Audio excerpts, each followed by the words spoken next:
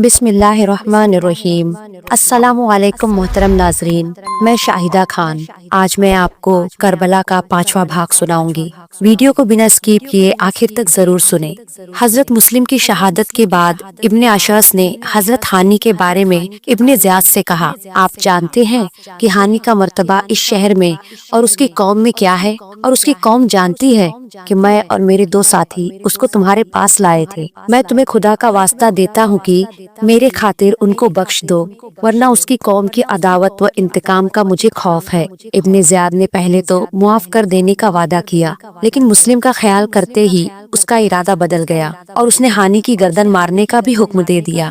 چنانچہ اس کے ترکی غلام نے حضرت ہانی کو بھی شہید کر دیا۔ ابن زیاد نے حضرت مسلم اور حضرت ہانی کے سروں کو یزید کے پاس بھیج دیا اور سب حالات سے مطلع کر دیا۔ حضرت مسلم کی شہادت ذی الحجہ 60 ہجری کو ہوئی۔ حضرت مسلم نے دارالامارت کے محاشرہ کے وقت اور بقول بعض طوا کے گھر میں قیام کے وقت اپنے دونوں فرزندوں کو قاضی شریح کے یہاں بھیج دیا تھا اور ان کو کہلوا دیا تھا کہ ان کو کسی طرح بحفاظت مدینۃ النبی پہنچا دینا۔ جب حضرت مسلم شہید ہو گئے، قاضی صاحب نے آپ کے دونوں صاحبزادوں کو بلا کر پیار کیا اور بادیدہ پرنم ان کے سروں پر ہاتھ پھیرا۔ یہ دیکھ کر انہوں نے کہا، چچا جان، آپ کی آنکھوں میں آنسو ہے اور آپ یوں ہمارے سروں پر ہاتھ پھیر رہے ہیں، کہیں ہم یتیم تو نہیں ہو گئے؟ قاضی صاحب کی ہچکیاں بند گئی، فرمایا، ہاں پیارے بچوں، تمہارے ابا جان کو شہید کر دیا گیا ہے۔ یہ سنتے ہی دونوں شہزادوں پر کوہ علم ٹوٹ پڑا۔ وہ ابتداء و اغرباء کہہ کر دونوں ایک دوسرے سے گلے مل کر رونے اور تڑپنے لگے۔ قاضی شریح نے بچوں سے کہا، مجھے ابن زیاد بدنہاد سے تمہارے بارے میں کوئی اچھی امید نہیں اور تمہارا یہاں رہنا خطرے سے خالی نہیں۔ میں چاہتا ہوں کہ کسی طرح تمہاری جان بچ جائے اور تم بحفاظت مدینہ منورہ پہنچ جاؤ۔ عالم غربت میں یتیم ہو جانے والے نونہالوں پر بے کسی کی انتہا ہو گئی۔ ایک طرف باپ کی جدائی کا غم اور دوسری طرف اپنی جانوں کا خوف۔ چمن رسالت کے یہ پھول کملا گئے۔ اب قاضی صاحب کے پیش نظر ان دونوں بچوں کی جانوں کا مسئلہ تھا۔ چنانچہ انہوں نے اپنے بیٹے اسد کو بلا کر کہا، میں نے سنا ہے کہ آج باب العراقین سے ایک کارواں مدینہ منورہ جانے والا ہے۔ ان دونوں بچوں کو وہاں لے جاؤ اور کسی ہمدرد اور محب اہل بیت کے سپرد کر کے اس کو حالات سے آگاہ کر دینا اور تاکید کر دینا کہ ان کو بحفاظت مدینہ منورہ پہنچا دے۔ اسد دونوں صاحبزادوں کو ساتھ لے کر باب العراقین آیا اور معلوم کیا تو پتہ چلا کہ کارواں کچھ دیر پہلے جا چکا ہے۔ وہ دونوں بچوں کے ساتھ اسی راہ پر چلا۔ کچھ دور گئے تو گردِ کارواں نظر آئی۔ وہ کہنے لگا کہ دیکھو، یہ گردِ کارواں ہے اور زیادہ دور نہیں، اب تم جلدی سے جا کر اس کارواں میں مل جاؤ اور دیکھو اپنے بارے میں کسی کو بتانا نہیں اور قافلے سے جدا نہ ہونا، میں اب واپس جاتا ہوں۔ یہ کہہ کر اسد واپس آ گیا اور بچے تیزی سے چلنے لگے۔ کچھ دیر کے بعد وہ گرد بھی غائب ہو گئی اور کارواں بھی نہ ملا۔ یہ پھول سے یتیم بچے عالم تنہائی میں انتہائی پریشانی کا شکار ہو کر پھر ایک دوسرے سے گلے مل کر رونے لگے اور نازوں سے پالنے والے ماں باپ کا نام لے کر جان کھونے لگے۔ ادھر ابن زیاد کو معلوم ہوا کہ حضرت مسلم کے ساتھ ان کے 2 فرزند محمد و ابراہیم بھی آئے تھے اور وہ بھی کوفے میں کسی گھر میں ہے۔ چنانچہ اس بدنہاد نے اعلان کرایا کہ جو مسلم کے دونوں بچوں کو ہمارے پاس لائے گا وہ انعام پائے گا، اور جو انہیں چھپائے گا یا ان کو یہاں سے نکالنے میں ان کی مدد کرے گا وہ سخت سزا کا مستحق ہوگا۔ اس اعلان سے مال و زر کی ہوس رکھنے والے چند سپاہی قسمت آزمائی کے لیے نکلے اور انہوں نے تھوڑی سی محنت کے بعد سراغ لگا کر بچوں کو پا لیا اور کوتوال کے حوالے کر دیا۔ کوتوال ان بچوں کو ابن زیاد کے پاس لے گیا۔ ابن زیاد نے حکم دیا کہ ان کو اس وقت تک ذیل میں رکھا جائے جب تک ان کے متعلق میں یزید سے نہ پوچھ لوں کہ ان کے ساتھ کیا سلوک کیا جائے۔ دروگئے حوالات مشہور نامی ایک پرہیزگار شخص اور محب اہل بیت تھا۔ اس نے جب ان یتیموں کی مظلومی اور بے کسی کا حال دیکھا تو اس کو بہت ترس آیا اور اس کے جذبہ ایمانی میں ایک تلاطم پیدا ہوا۔ اس نے عزم صمیم کر لیا کہ ان بچوں کی جان بچانی ہے، خواہ اپنی جان چلی جائے۔ چنانچہ اس نے رات کے اندھیرے میں گلشن عقیل کے ان پھولوں کو جیل سے نکالا اور اپنے گھر میں لا کر کے کھانا کھلایا اور پھر شہر کے باہر قادسیہ کی راہ پر لا کر اپنی انگوٹھی بطور نشانی دی اور کہا کہ یہ سیدھا راستہ قادسیہ کو جاتا ہے، اس راہ پر چلے جاؤ۔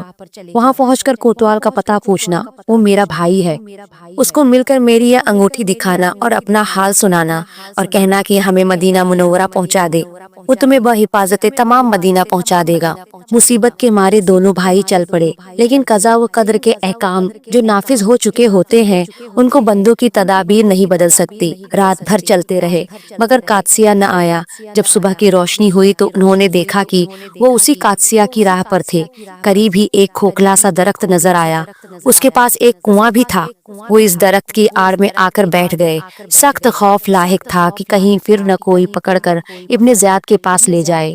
اتنے میں ایک کنیز پانی بھرنے آئی۔ جب اس نے ان کو اس طرح چھپے بیٹھے دیکھا تو قریب آئی اور اس کا حسن و جمال اور شان شہزادگی دیکھ کر کہا، اے شہزادو، تم کون ہو اور یہاں کیوں چھپے بیٹھے ہو؟ انہوں نے کہا، ہم تجھے کیا بتائے کہ ہم کون ہیں؟ ہم یتیم و بے کس اور ستم رسیدہ گم کردہ راہ مسافر ہے۔ کنیز نے کہا، تم کس کے بچے ہو؟ تمہارے باپ کا نام کیا ہے؟ باپ کا لفظ سنتے ہی ان کی آنکھ پرنم ہو گئی۔ کنیز نے کہا، میں گمان کرتی ہوں کہ تم مسلم بن عقیل کے فرزند ہو۔ باپ کا نام سنتے ہی دونوں بچے ہچکیاں بھرنے لگے۔ کنیز نے کہا، صاحبزادو، غم نہ کرو، میں اس خاتون کی کنیز ہوں جو اہل بیت نبوت کے ساتھ سچی عقیدت و محبت رکھتی ہے۔ بالکل فکر نہ کرو، آؤ اور میرے ساتھ چلو، تمہیں اس کے پاس لے چلوں۔ دونوں شہزادے اس کے ساتھ ہو گئے۔ کنیز نے ان کو اس خاتون کے سامنے پیش کیا اور سارا واقعہ سنایا۔ اس خاتون کو بڑی خوشی ہوئی۔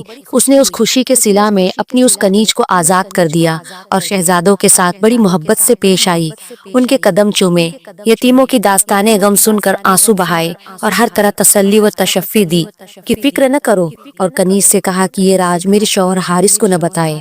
ادھر ابن زیاد کو اطلاع ہو گئی کہ مشکور نے دونوں بچوں کو رہا کر دیا ہے۔ ابن زیاد نے مشکور کو بلایا اور پوچھا کہ تو نے پسران مسلم کے ساتھ کیا کیا ہے؟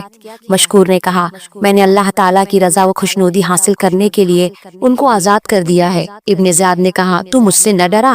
مشکور نے کہا، جو بھی اللہ تعالیٰ سے ڈرنے والا ہے وہ کسی اور سے نہیں ڈرتا۔ ابن زیاد نے کہا، تجھے ان کے رہا کرنے میں کیا ملا؟ مشکور نے کہا، او ستمگر، ان بچوں کے پدر بزرگوار کو شہید کرنے میں تجھے تو کچھ نہ ملے گا، مگر مجھے ان بے گناہ بچوں کو جو اپنے جگر پر یتیمی کا داغ لیے ہوئے قید و بند کی مصیبت میں مبتلا تھے رہا کرنے میں ان کے جد اعلیٰ سے امید شفاعت ہے کہ حضور صدر کونین و سید ثقلین جناب محمد مصطفیٰ صلی اللہ علیہ وسلم میری اس خدمت کو قبول فرمائیں گے اور میری شفاعت فرمائیں گے، جبکہ تو اس دولت سے محروم رہے گا۔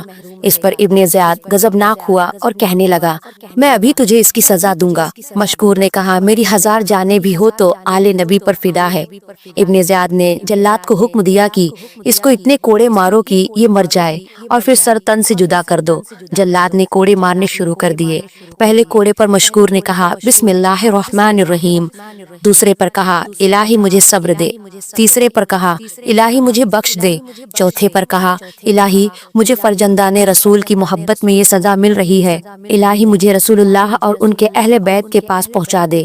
پھر مشکور خاموش ہو گئے اور جلاد نے اپنا کام پورا کر دیا۔ انا للہ و انا الیہ راجعون۔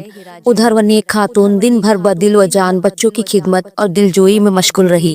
رات کے وقت ان کو ایک علیحدہ کمرے میں سلا کر آئی تھی کہ اس کا شوہر حارث آ گیا، نہایت تھکا ماندہ تھا۔ خاتون نے پوچھا، آج سارا دن تم کہاں رہے کہ اتنی دیر سے آئے؟ کہنے لگا، صبح میں امیر کوفہ ابن زیاد کے پاس گیا تھا، وہاں مجھے معلوم ہوا کہ داروغہ جیل مشکور نے پسران مسلم بن عقیل کو قید سے رہا کر دیا ہے، اور امیر نے اعلان کیا ہے کہ جو ان کو پکڑ لائے یا ان کی خبر دے اس کو گھوڑا و جوڑا اور بہت سارا مال دیا جائے گا۔ بہت سے لوگ ان کی تلاش میں نکلے ہیں، میں بھی انہی کی تلاش میں ادھر ادھر سرگردہ رہا اور اس قدر بھاگ دوڑ کی کہ میرے گھوڑے نے دم توڑ دیا اور مجھے پیدل ان کی جستجو میں پھرنا پڑا، اس لیے تھکاوٹ سے چور چور ہو گیا ہوں۔ عورت نے کہا، اے بندہ خدا، اللہ سے ڈر، تجھے فرزندان رسول سے کیا کام ہے؟ کہنے لگا، تو خاموش رہ، تجھے نہیں معلوم ابن زیاد نے اس شخص کو گھوڑا و جوڑا اور بہت سا مال دینے کا وعدہ کیا ہے کہ ان بچوں کو اس کے پاس پہنچائے یا ان کی خبر دے۔ عورت نے کہا، کس قدر بدبخت ہے وہ لوگ جو مال دنیا کے خاطر ان یتیموں کو دشمن کے حوالے کرنے کی جستجو میں لگے ہوئے ہیں اور دین کو دنیا کے عوض میں دے رہے ہیں۔ حارث نے کہا، تجھے ان باتوں سے کیا تعلق، تو کھانا لا۔ عورت عورت نے کھانا لا کر دیا اور وہ کھا کر سو گیا۔ جب آدھی رات ہوئی تو بڑے بھائی محمد بن مسلم نے خواب دیکھا اور بیدار ہو کر اپنے چھوٹے بھائی ابراہیم کو جگاتے ہوئے کہا، بھائی اب سونے کا وقت نہیں رہا، اٹھو اور تیار ہو جاؤ، اب ہمارا وقت بھی قریب آ گیا ہے۔ میں نے ابھی خواب میں دیکھا ہے کہ ہمارے ابا جان رسول اللہ صلی اللہ علیہ وسلم اور حضرت علی و حضرت فاطمہ الزہرا اور حضرت حسن مجتبی رضی اللہ عنہم کے ساتھ بہشت بری میں ٹہل رہے ہیں کہ اچانک حضور صلی اللہ علیہ وسلم نے ہم دونوں کی طرف دیکھ کر ہمارے ابا جان سے فرمایا، مسلم تم چلے آئے ان دونوں بچوں کو ظالموں میں چھوڑ آئے؟ ابا جان نے ہماری طرف دیکھ کر کہا، یا رسول اللہ میرے یہ بچے بھی آنے ہی والے ہیں۔ یہ سن کر چھوٹے نے بڑے بھائی کے منہ پر اپنا منہ رکھ کے کہا، وے واللہ و مسلمہ ہوں، اور رونا شروع کر دیا۔ بڑے کے صبر کا پیمانہ بھی چھلک اٹھا تو دونوں نہایت درد کے ساتھ روئے اور چلائے۔ ان بچوں کے رونے چلانے کی آواز سے اس کمبخت حارث کی آنکھ کھل گئی۔ عورت سے کہنے لگا، یہ کن کے رونے کی آواز ہے؟ میرے گھر میں یہ کون ہے جو اس طرح رو رہے ہیں؟ عورت بیچاری سہم گئی اور کچھ جواب نہ دیا۔ اس ظالم نے خود اٹھ کر چراغ جلایا اور اس کمرے کی طرف چلا جس سے رونے کی آواز آ رہی تھی۔ اندر داخل ہو کر دیکھا کہ دونوں بچے گلے مل کر ابا ابا کہہ کر تڑپ رہے ہیں۔ کہنے لگا کہ تم کون ہو؟ چونکہ ان بچوں نے یہی سمجھا تھا کہ یہ محبوں کا گھر اور جائے پناہ ہے اور اہل خانہ ہمارے خیر خواہ ہے، اس لیے صاف کہہ دیا کہ ہم فرزندان مسلم بن عقیل ہے۔ حارث نے کہا، عجیب، میں تو سارا دن تمہاری تلاش میں سرگردہ رہا، یہاں تک کہ میرے گھوڑے نے دم توڑ دیا اور تم میرے ہی گھر میں موجود ہو۔ یہ سن کر اور اس ظالم کے تیور دیکھ کر بچے سہم گئے اور تصویر حیرت بن گئے۔ اس عورت نے اپنے شوہر کی جب یہ سنگ دلی اور بے رحمی دیکھی تو اس کے قدموں پر اپنا سر رکھ کر عاجزی وہ جاری کرتے ہوئے کہنے لگی، ان غریب الوطن یتیم بے کسوں پر ترس کھا۔ کہنے لگا، خبردار، اپنی جان کی خیر چاہتی ہے تو خاموش رہ۔ عورت بیچاری سہم گئی اور خاموش ہو گئی۔ حارث نے کمرے کا دروازہ مقفل کر دیا تاکہ اس کی بیوی ان بچوں کو کہیں اور منتقل نہ کر سکے۔ جب صبح ہوئی تو اس سنگ دل نے تلوار ہاتھ میں لی اور ان دونوں بچوں کو ساتھ لے کر چلا۔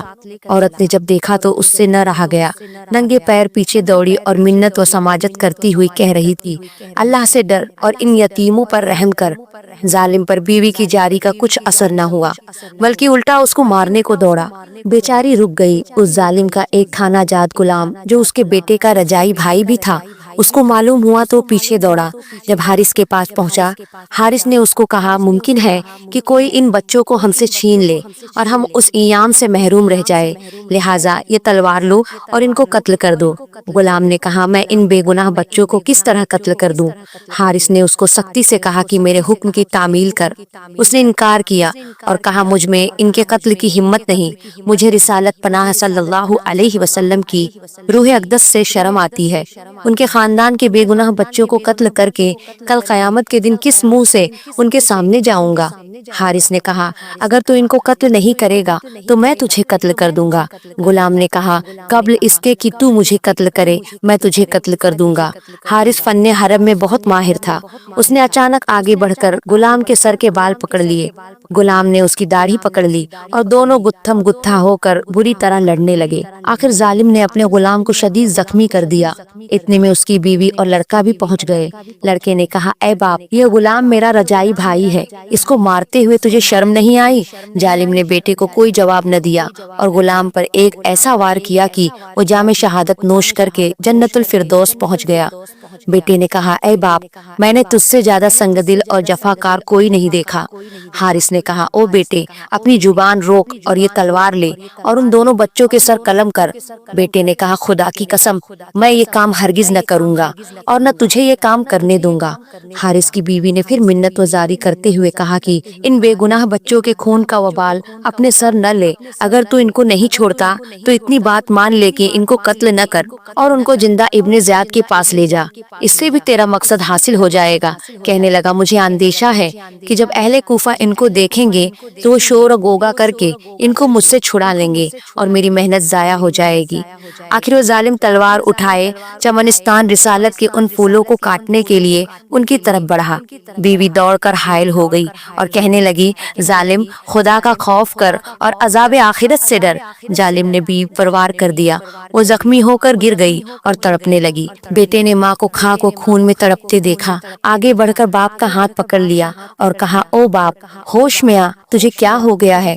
ظالم نے بیٹے پر بھی وار کر کے موت کی نیند سلا دیا۔ ماں نے اپنی آنکھوں کے سامنے جب اپنے لگتے جگر کو اس طرح کشتے شمشیر جفا ہوتے دیکھا، اس کا کلیجہ بھی پھٹ گیا اور وہ بھی راہی جنت ہوئی۔ اب وہ ظالم پھر دونوں بچوں کی طرف آیا۔ دونوں نے سراپا التجا بن کر کہا، اگر تجھے یہ اندیشہ ہے کہ ہمیں زندہ لے جانے کی صورت میں لوگ شور و گوگا کر کے چھڑا لیں گے اور تو مال سے محروم رہ جائے گا، تو ایسا کر کہ ہمارے گیسو کاٹ کر غلام بنا کر فروخت کر دے۔ ظالم نے کہا، اب تو میں تجھے ہرگز نہ چھوڑوں گا۔ جب اس نے تلوار اٹھائی تو چھوٹے نے آگے بڑھ کر کہا، پہلے مجھے مار۔ الغرض جب اس ظالم نے ان معصوموں کو شہید کر دیا اور سروں کو جسموں سے جدا کر کے لاشیں نہر میں پھینک دیے تو سروں کو توبرا میں ڈال کر ابن زیاد کی طرف چلا۔ دوپہر کا وقت تھا۔ قصر عمارت میں داخل ہو کر رسائی حاصل کی اور توبرا ابن زیاد کے سامنے رکھ دیا۔ ابن زیاد نے کہا، اس میں کیا ہے؟ کہنے لگا، با امید و ایام و اکرام تیرے دشمنوں کے سر کاٹ کر لایا ہوں۔ ابن زیاد نے کہا، یہ دشمن کون ہے؟ کہا، فرزندان مسلم بن عقیل۔ ابن زیاد نے غضبناک ہو کر کہا، کس کے حکم سے ان کو قتل کیا ہے؟ بدبخت، میں نے یزید کو لکھا ہے کہ اگر حکم ہو تو زندہ بھیج دوں، اگر اس نے زندہ بھیجنے کا حکم دے دیا تو میں کیا کروں گا؟ تو ان کو میرے پاس زندہ کیوں نہیں لایا؟ کہنے لگا، مجھے اندیشہ تھا کہ اہل شہر گوگا کر کے مجھ سے چھین لیں گے۔ ابن زیاد نے کہا، اگر یہ اندیشہ تھا تو انہیں کسی محفوظ مقام پر ٹھہرا کر مجھے اطلاع کر دیتا، میں خود منگوا لیتا۔ تو نے بغیر میرے حکم کے ان کو کیوں قتل کیا؟ ابن زیاد نے اہل دربار کی طرف دیکھا اور مقاتل نامی ایک شخص سے کہا کہ اس کی گردن مار دے۔ چنانچہ اس کی گردن مار دی گئی اور وہ خسرت دنیا والآخرہ کا مصداق ہوا۔ محترم ناظرین، آگے کا بھاگ اگلی ویڈیو میں ہم آپ کو دکھائیں گے۔ ناظرین، کمنٹ میں اللہ تعالیٰ کے 99 ناموں میں سے ایک نام ضرور ٹائپ کریں۔ محترم ناظرین، امید ہے کہ آپ کو ہماری یہ ویڈیو پسند آئی ہوگی۔ ایسے اور اسلامی واقعات اور معلومات حاصل کرنے کے لیے ہمارے چینل کو ضرور سبسکرائب کریں اور دل اجازت دے تو ویڈیو کو دوسروں تک لازمی پہنچائیں۔